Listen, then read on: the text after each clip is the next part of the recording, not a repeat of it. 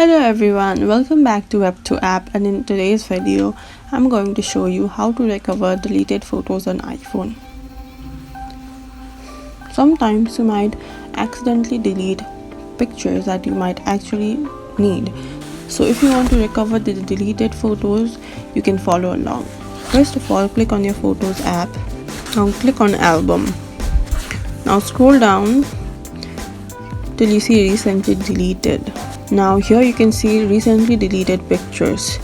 If you want to recover images in bulk, click on the select and you can recover all, or you can click the picture you want to recover and tap on the recover icon at the bottom right corner.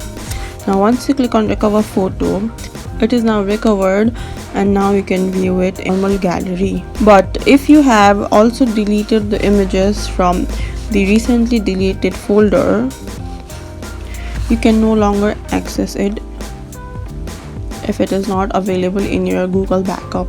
Thank you for watching and follow us for more tips and tutorials.